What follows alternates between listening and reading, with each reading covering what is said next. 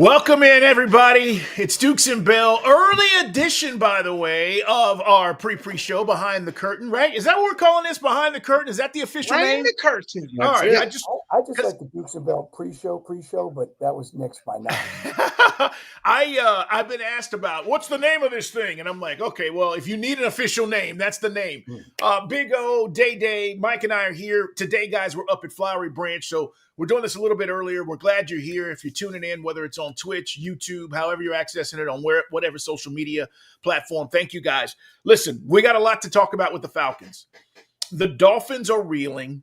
Today, we turn the page. It is time to get ready for Tua, this offense that has looked like crap, and this team that's 1-6. But we have our own things that we're dealing with. And yesterday, we talked about it on the show, guys. Ray McLeod gets released by the Falcons. And so now the question, Mike, everybody's asking is, all right, so do we go get another receiver?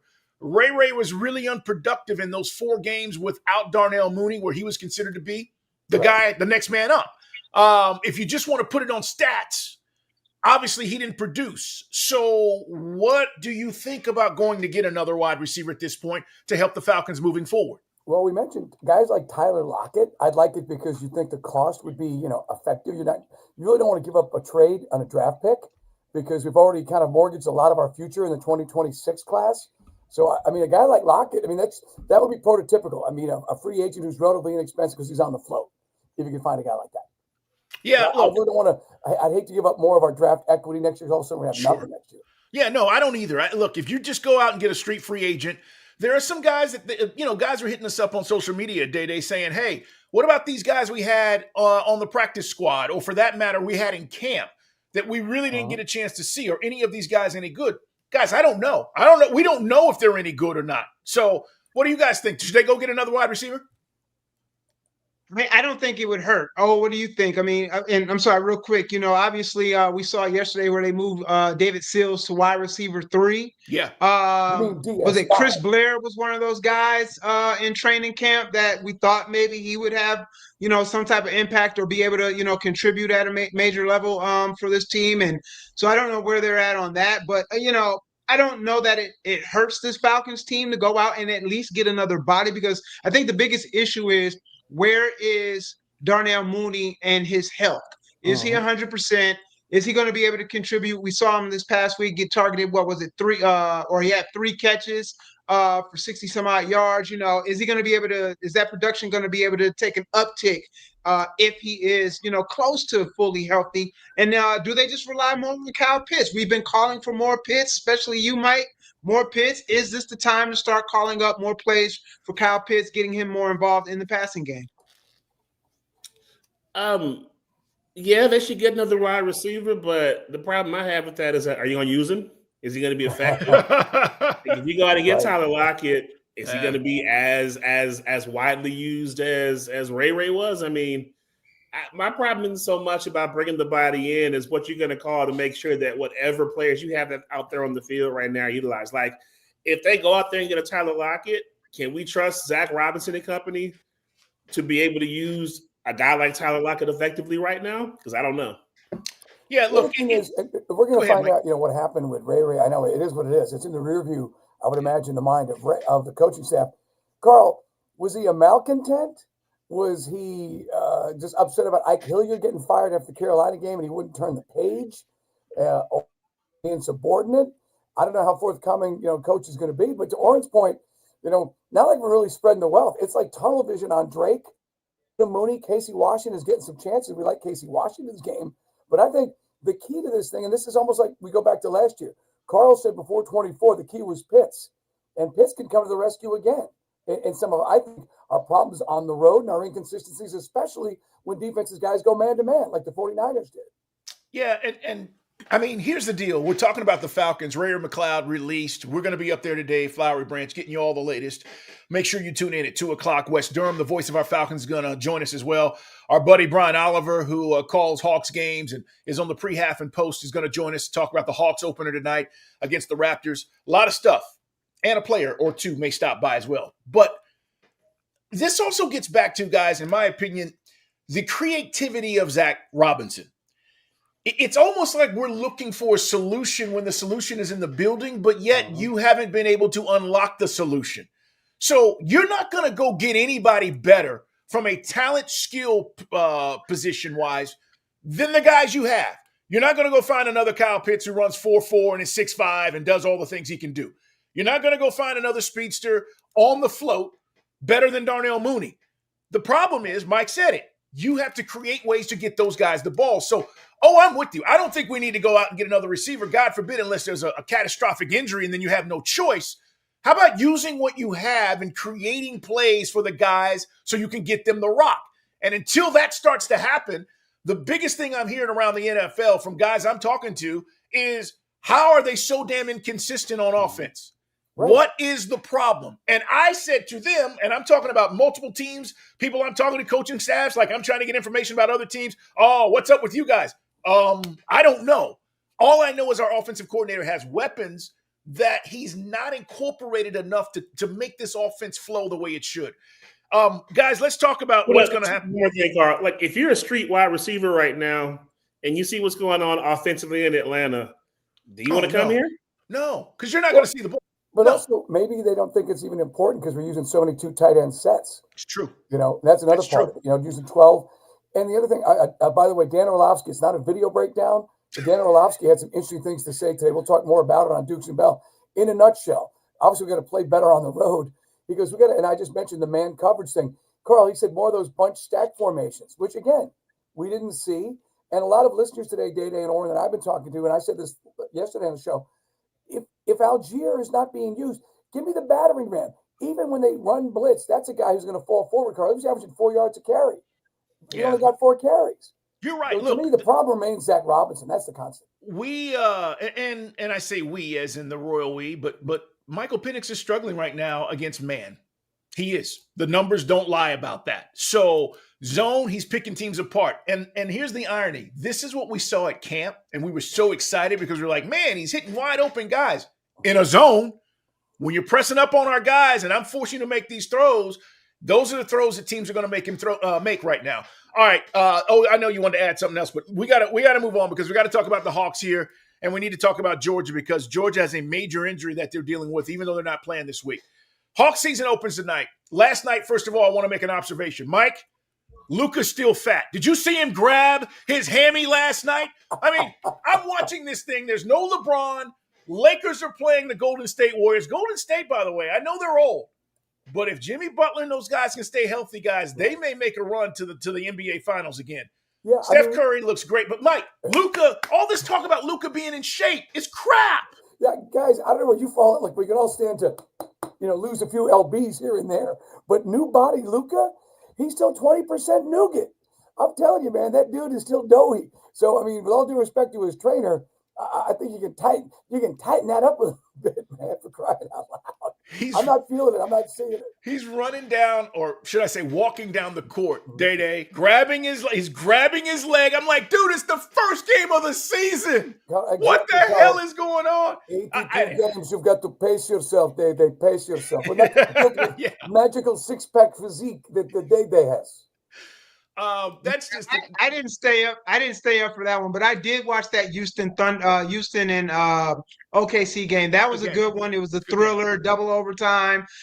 I was just the fact that in the story was how Houston was going with this big starting lineup because they don't they moved on from Jalen Green, right? So they don't have a true point guard, and it was just fascinating to see, but very entertaining game. But I had no desire to stay up and watch Fat Body Luca and no LeBron James take on the Warriors. And all it was the Austin Reeves and Luka Doncic show last night there, yes. How great was NBC, Carl? It was great. It was great. The video where they got the young now, Luka did drop 43.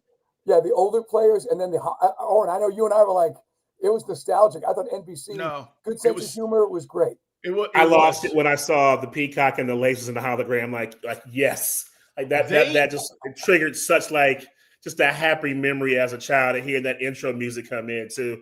Then they even had we don't have Costas doing the intros, but they had the original voice guy doing the correct. Who the teams are playing each other too. So that also was really really cool. And then throwing the old guys in, throwing Reggie in that the intro, throwing Patrick Ewing in that intro, and just. Having those guys sort of reminisce on the importance and the gravity and the size of what NBA and NBC used to be. Like that was, if you played in the NBC game, like that was prime time action right there. Yeah, NBA Jam translated that. There was the video game aspect if you were huge. But what we're telling our listeners and folks, look, the NBA's growth to where it is today was that time period. The 90s and the NBA on NBC, the growth of the game to where we are now, that is why it means so much to so many people. Yeah, that's what got me is the original announcer's voice when he was like, tonight. And I was like, oh my God. Oh, I don't know if that guy still alive. It was AI, whatever it was, but yeah, it was great. Thank you, NBC, for that. Yes. All right, empty points, by the way. Day, to your point about 43. Empty points last night. That's Luca. Yeah. 43, no dub. All right, doesn't matter. All right, with that said, guys, what about the Hawks? Season starts. We asked you about expectations yesterday. We are excited. I think everybody on this show is excited about this is it. What the Hawks could be. Here's the thing for me. How much does Trae have to do this year? Does Trae have to lead the league in assists? Does he have to average 28? Or can Trae give you 22 and 10 and this team still win with the pieces now that he has? Do you think he can do that, or does he have to do more? I think he's got the best supporting cast he's ever had. I think with Porzingis, if Porzingis stays healthy and a healthy Jalen Johnson, that trumps anything we took to the Eastern Conference Finals in 21. I think it's the matter, guys, of what the game dictates. When to be a dominator, when to be a facilitator, because he's got more players now he can work with. And Porzingis, I mean, I know, yes, he could be a rim protector sort of, but he's more, Carl, as you said, the positionless NBA, pop out for the three. You know, we're going to have sort of multiple heads sort of playing the center position. But so many athletes, guys, three-point shooting, better defense. I think it'd be nice when, Trae needs to be a superstar. Other nights, he can just be the guy that's the point guard. What do you guys think? I think Trae, let me go back a little bit. I think as the NBA has progressed, I think one of the things that's gotten lost is what a point guard is supposed to be. Point guard is not necessarily supposed to be your top scorer. Right. And I think with that being said, Trae Young now has the pieces around him. As long as these guys are finishing and he's dishing out 10 plus a night in assists, but when need be, turning it on, taking the clutch shots needed to be, when they're needed, sure. But again, Trae is a point guard and he needs to be a point guard. Guys need to finish at the rim when he's dishing this ball to him. We shouldn't have to be relying on Trae to lead the team in scoring. So that's where I'm at on it. I think the pieces are there now for that to happen. We'll see how it plays out. I think to Day-Day's point right there, the role of the point guard sort of changed. But with what you put around Trae this year, Trae can kind of naturally fall, I think, into that off-ball guard that we all wanted to see the last couple of years, that when DeJounte was here was kind of forced upon him. I think it's more of a natural transition this year because people forget, before Jalen Johnson got hurt, he was a 20-10 and 5 guy every night. So 5 assists. So Jalen was a very good facilitator in that half-court offensive set. But Steady's point too, I'd love to see Trae score more, but I'd like to see him kind of fall back into that facilitator role. And the beginning of the seasons the last few years for Trae have not been great shooting the ball wise. So maybe that's not something he has to focus on too much. Like, hey, I don't have to be this natural scorer coming into the season. I don't have to carry that heavy load, that heavy burden to start the year. I got all these guys I can just dish off to. I got scorers all around me right now. I got shooters all around me right now. They can do the work. I'll just fall into these assists and I'll just work from there.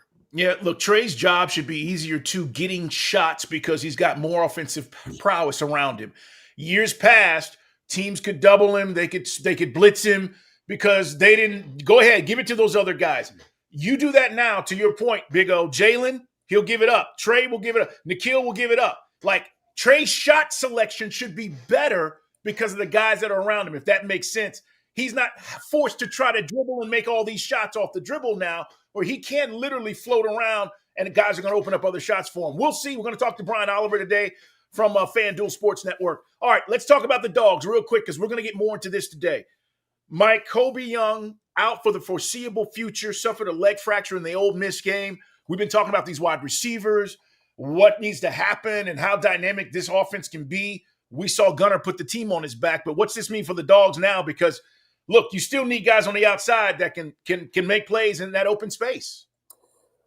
I thought the emergence of the tight ends, that was really cool to see. Some of the things we've been talking about, more weapons. Gunner Stockton, Carl talked about it yesterday. Gunner is just coming into his own, just making all the throws in the world. And especially on the heels of, the Carson Beck disaster the other night against Louisville, kind of put that one to bed because Gunner Stockton's emerging as the man. I think they got enough weapons with the wide receivers. I know Colby Young is a big hit, with the leg injury, but I think there's still so many more weapons and even more, we talk about Pitts, even more touches for Branch. Getting him even more shots. But I still, it's a hit, but I think they've got enough depth, and especially with the emergence of the tight ends, they can get by it. Dylan Bell, too. I thought he played well in this last game. He's another guy that maybe gets more run. It's not as if the Dogs don't have depth at the wide receiver position, but tons of guys in this year, Yeah, and that's something Kirby said, I'm not going to get burned on after last year when they had all those drops. He was like, we're going to get guys. So they got guys. I just need these guys to step up. And Day-Day, what do you guys think, man, as far as helping Gunner Stockton? This is a big loss, though. I like Colby's game. I like what he's shown, but I do think they have enough. From a leadership aspect, you're going to miss Colby on the outside, but or on the team too. But a couple of names to look out for. Mike mentioned this guy early in the season while they hadn't seen him. You're probably going to see a whole lot more of him now, and Noah Thomas. He had one target, had an offensive pass interference call on Saturday, but he's got that same sort of size measurement aspect that Colby had. He can be physical on the outside.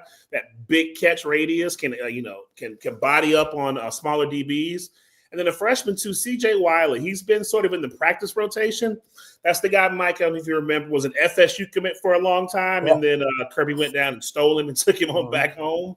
But look for CJ, too, to kind of be included more and see more reps. And then Davin Bellamy referred to our tight ends here, former defensive end. Davin Bellamy referred to the tight ends, Delp and Lucky, as avatars.